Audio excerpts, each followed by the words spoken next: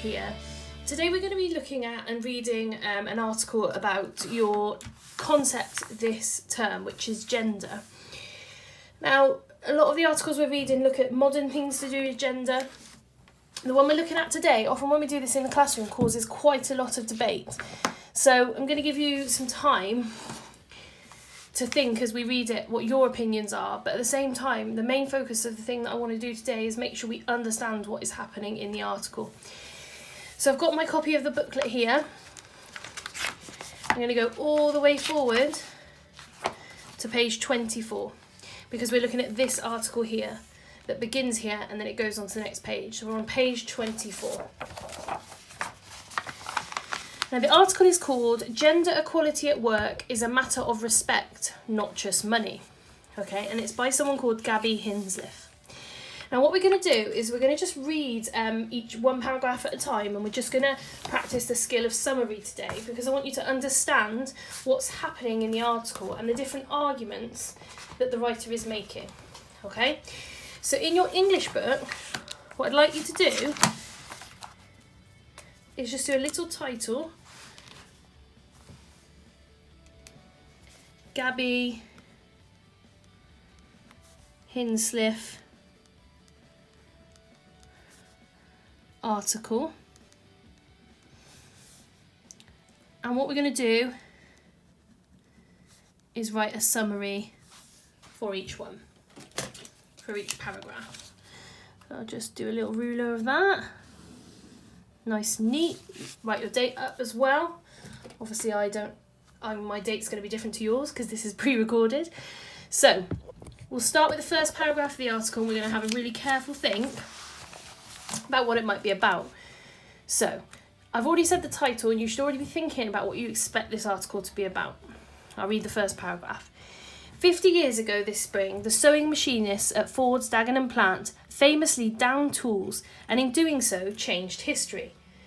But, contrary to popular belief, the strike that nudged Barbara Castle into creating the Equal Pay Act didn't start over equal pay. It was originally a demand for recognition, for the women who stitched Ford's car seats to be acknowledged for what they really were. A regrading exercise had classified the men on the factory floor as skilled workers entitled to higher rates, but lumped the women in with janitors and as unskilled labour. It was the casual dismissal of what they did that rankled. So we'll start with vocabulary. There's a couple of words in here that often students say they're not sure of. So one of them is rankled, that final word, and the other one is regrading. So have a think to yourself, based on what you've read, what do you think those two words mean? Because we can kind of often figure out what a word means based on the kind of the context around it. So it was a casual dismissal of what they did that rankled. So to rankle someone is to cause, I guess, annoyance or resentment. So we'll just go for annoyed.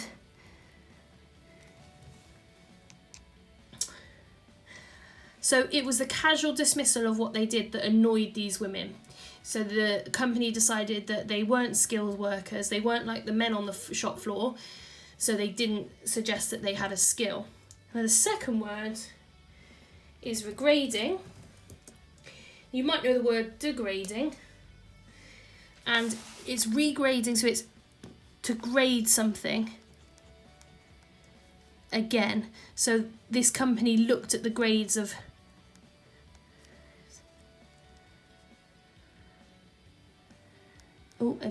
So this great company looked at regrading the pay scale of what these people were working in the shop, on the shop floor, in the factory, and they decided to regrade the women and classify them as unskilled labour, but made the men skilled workers, which would obviously then affect their pay. Okay, so in this opening paragraph, what Gabby Hinsliff is doing is explaining this famous strike from 50 years ago. Okay, so we go paragraph 1, explains story behind Dagenham, well, Ford, Dagenham, strike 50 years ago. And if we summarise what she said, not about pay, but about recognition.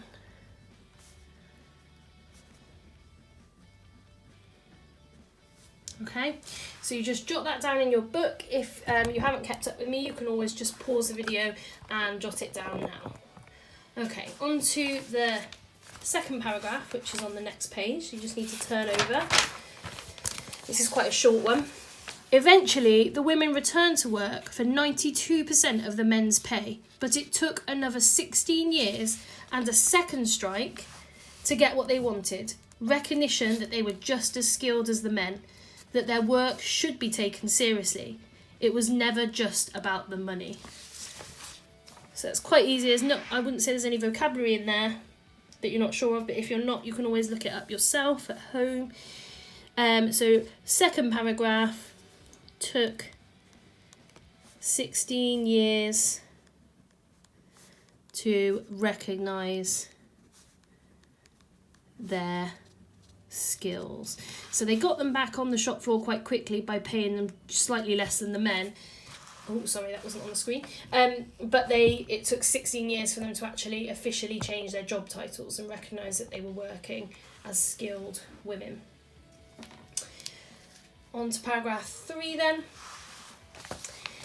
Carrie Grace is paid an awful lot more than any machinist will ever earn, and some will struggle to empathise with the BBC former China editor as a result.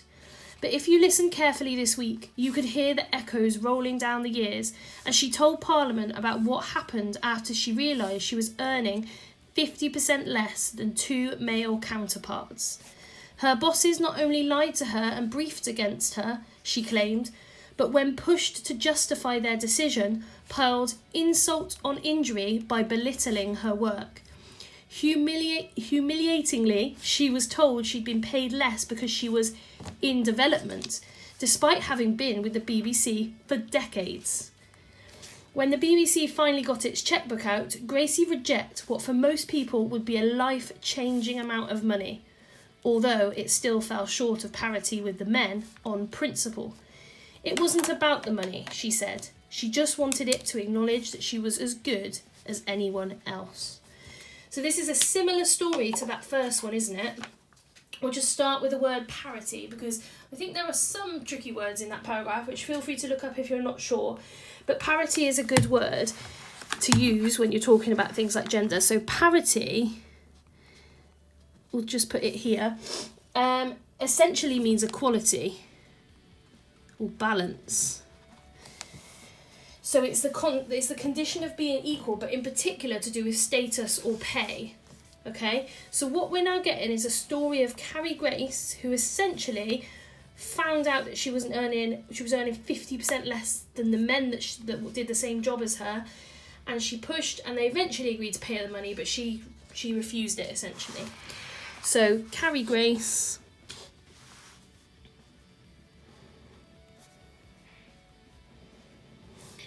Now, hopefully you're thinking, this is a persuasive technique here that this writer's using, giving little short stories of things that have happened. And we call them anecdotes, don't we? So Grace Carrie anecdote, earned 50% compared to men. And she also wanted recognition. So for her, it wasn't about the money. It was just for someone to say that she was as valued as the men who were earning double what she did. Okay, once they agreed to give her the money, that was it. Okay. Back to the article then. Here, next paragraph. And that's why equal pay disputes are so corrosive. Why we can expect a period of angry reckoning in April, when all large companies will have to produce anonymised data on male versus female salaries. Being systematically underpaid isn't just unfair, but insulting. It says that you're disposable, that nobody really rates you or cares if you leave. And the worst thing about being treated with this kind of contempt is that it fosters a terrible, nagging self-doubt. The worst thing about, I read the wrong bit, even to go public about being underpaid is mortifying, because it only invites speculation about what might be wrong with you. It's like admitting to being eternally single in a room full of pitying, smug marrieds. Maybe they're right, and in some way that everyone seems mysteriously unable to specify, you aren't quite good enough. At the very least, you must be a lousy negotiator. So what this paragraph is doing, hopefully you realise, is summarising the reasons why it's difficult to talk about people's pay and why pay disputes are, the word that they use is so corrosive. You might have heard this word in science, strangely, you're thinking, why is it in an article? Something that is corrosive causes corrosion, okay? So it might burn something, often used for acids. But what it can do is quite harmful and it's quite destructive. So that's what the writer means here. So we'll just put this at the side. Corrosive equals harmful. Okay, and this paragraph, all that paragraph, gives reasons pay disputes are difficult, we'll go for, and why people don't question them. Okay, so why people who are in a position that aren't paid as much as others don't question them. Okay, next paragraph. Yet, as the city high flyer Helena Morrissey points out in her new book, A Good Time to Be a Girl, telling women to get better at asking for money is a cop-out, and not just since most people are paid a set rate rather than secretly negotiating their own.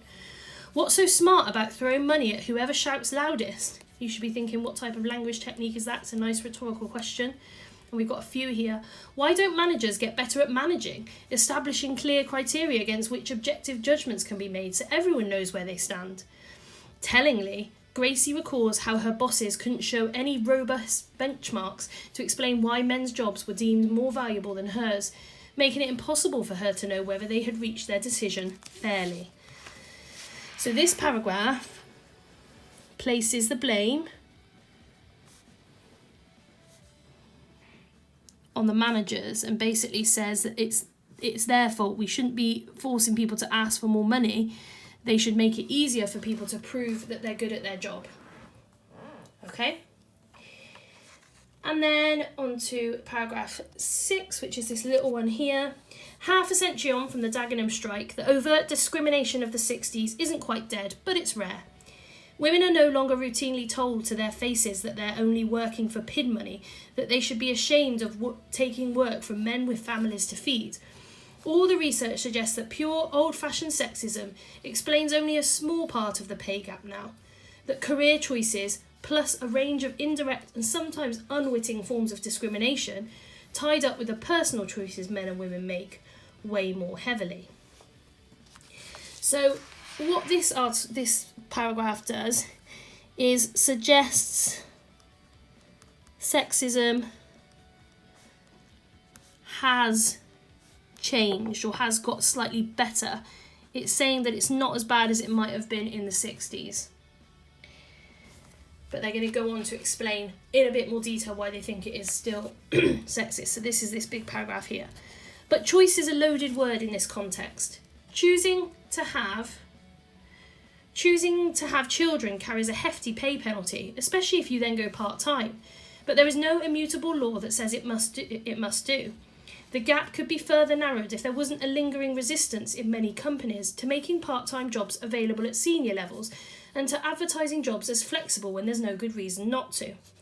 Employers have a choice too, over whether to sideline or punish women for having the temerity to take maternity leave. I'm going to keep going because this is all quite the same. And then there are all the other kinds of choices which have less to do with children than with what is deemed to matter in working life. Women who choose to steer clear of office politics, a headhunter once told me, nice little anecdote, often don't realise that by doing so they're shooting themselves in the foot. That's where the deals get done. Women who'd rather get on with the job in hand than spend their evenings networking and schmoozing lose out in careers where cultivating a professional profile is important, from politics or the city to the more media-conscious branches of academia and medicine. So these two paragraphs, 7 and 8, give modern reasons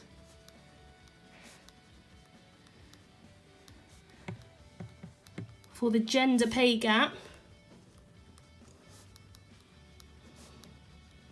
/ sexism at work. So it's saying there are still reasons why women are paid less.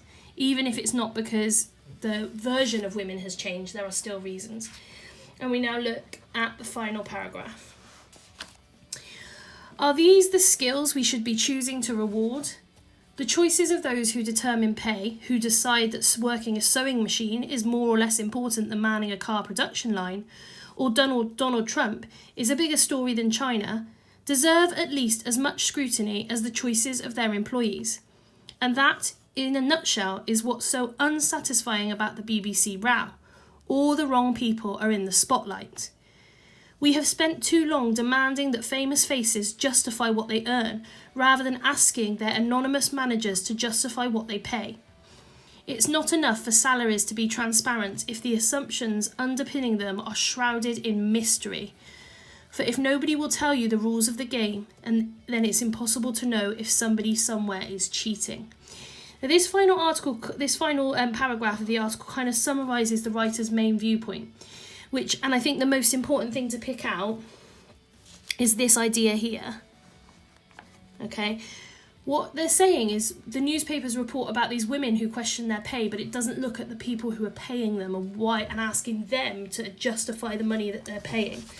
So, in summary for that last paragraph, focus should be on managers to justify pay rather than the women who question their pay. So it kind of links that idea of the first strikes 50 years ago in the Ford car factory back to this modern version of this woman, these two stories that it uses, and says in both cases what the media did is focus on the women who are striking and not doing their jobs rather than the people who are paying them and aren't paying them fairly. Hopefully that was useful, and we'll catch up with you later on in the week.